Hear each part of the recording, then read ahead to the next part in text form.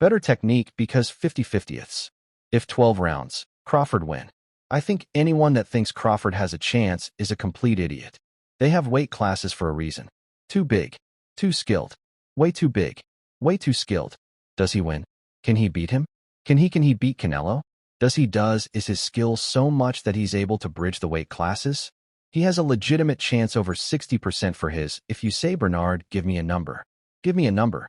He has an 85+ chance to beat Canelo.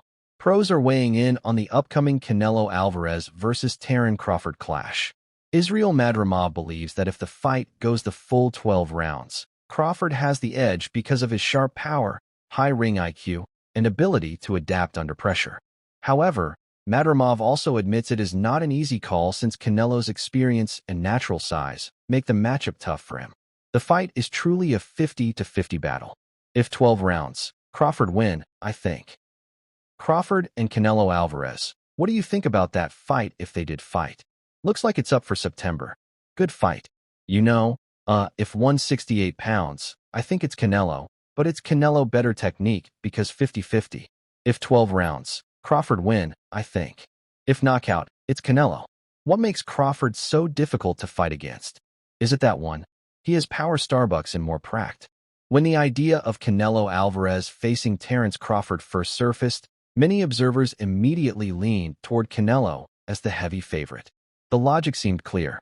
Canelo had long been established at higher weight classes while Crawford was only beginning to move beyond welterweight.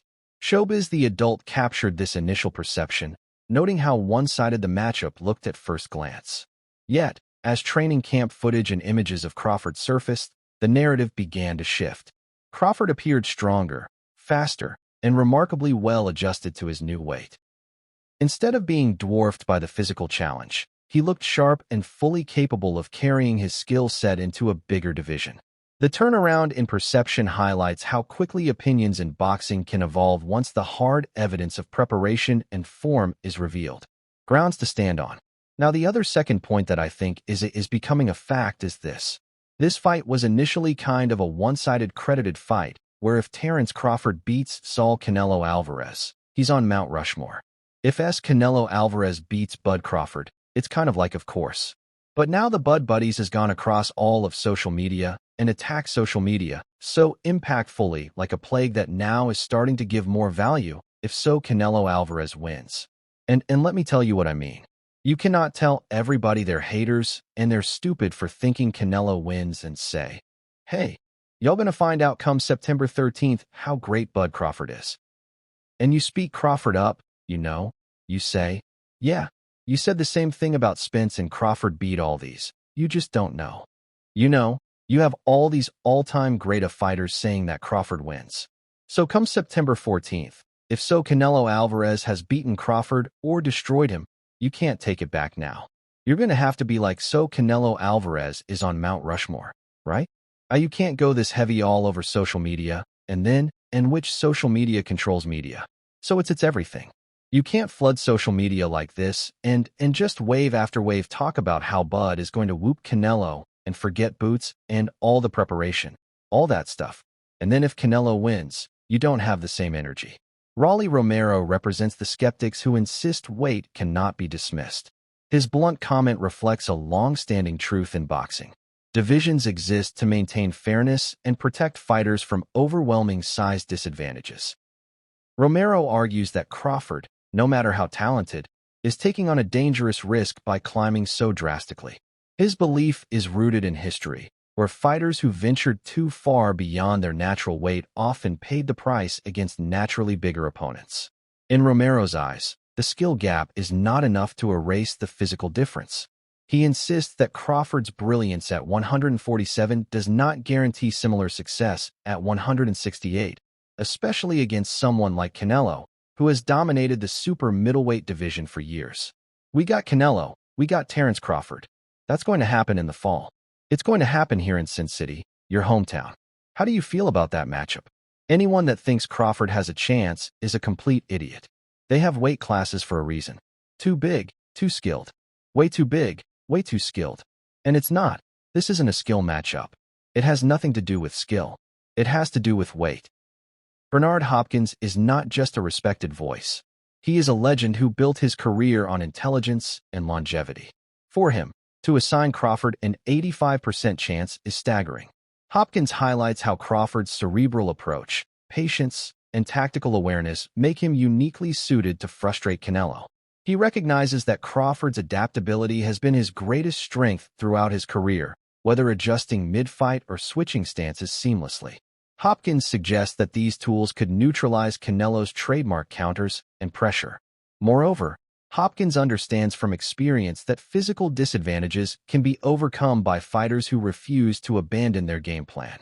By giving Crawford such a dominant percentage, Hopkins is essentially placing him in a position of psychological advantage, framing the fight less as an uphill battle and more as an opportunity to redefine greatness. David Benvida, a fighter who has also operated in the super middleweight division, brings a practical perspective. He chooses Canelo to win because he sees the natural size difference as decisive. Does he win? Can he beat him? Can he beat Canelo? Is his skill so much that he's able to bridge the weight classes? He has a legitimate chance. Wow. Over 60% for his mind. If you say Bernard, give me a number. Give me a number. He has an 85+ chance to beat Canelo. Why? He's not going in there to prove something, which will fall into Canelo's hand. He would love for him to prove something. That means you will stay there and try to prove something. But to go in there and to let him know, establish that from the first round. Yeah, that I belong without showing that I am tough. I earned my position to be here, and I want to show you, even though you being stubborn, that your time not only have came, but it's gone. He ain't going to surrender and say I slowed up, so I'm going to act like it. No, he has to be shown, and it has to be early. Benitez points out that Canelo has built his entire career at higher weights and has grown accustomed to handling strong opponents at 168. Crawford, by contrast, is venturing into unknown territory. For Benitez, the contrast between a natural super middleweight and a welterweight climbing multiple classes is simply too great. He frames it not as a knock on Crawford's ability, but as a recognition of how much comfort and familiarity matter at the elite level. To Benitez, Canelo's experience in these weight ranges provides him with a safety net Crawford cannot match. David Benitez is choosing Canelo Alvarez to win over Terence Crawford. With that said, David Benitez has finally given a straight and probably his final prediction for this fight, with him choosing Canelo Alvarez. Now, Benitez, however, made it perfectly clear that despite him choosing Canelo Alvarez over Terence Crawford, this doesn't necessarily mean that he's actually rooting or backing up Canelo Alvarez. In an interview posted on the Rob's World of Boxing YouTube channel, David Benitez explained that Terence Crawford, who's pretty much jumping 3 weight divisions in comparison to Canelo, who Benitez views as a natural super middleweight, will be this fight's biggest deciding factor. Once again, Benitez clarified that he's not saying that he wants Canelo to win. However, given the circumstances, his prediction is fueled by the weight division argument and not by his emotional or personal views regarding Canelo or Terence Crawford. Tim Bradley offers a different interpretation of the matchup. He sees Crawford as the superior technician who can outthink and outmaneuver Canelo. Bradley emphasizes that Crawford's ability to make adjustments mid-fight has allowed him to dominate across divisions without serious trouble. In his view, Canelo's slower pace and reliance on timing could be exposed by Crawford's versatility. Bradley does not hedge his words.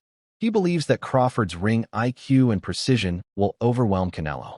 For Bradley, this is not merely speculation, but a prediction rooted in what he has consistently seen from Crawford. Dominance through adaptability. Yo, real quick. Just got done. I woke up 3 a.m. I don't know. Something told me to study Canelo. Study Crawford. Crawford about to beat the __ out of Canelo Alvarez. I'm letting y'all know right now he about to beat the brakes off of Canelo Alvarez. Yes, he is.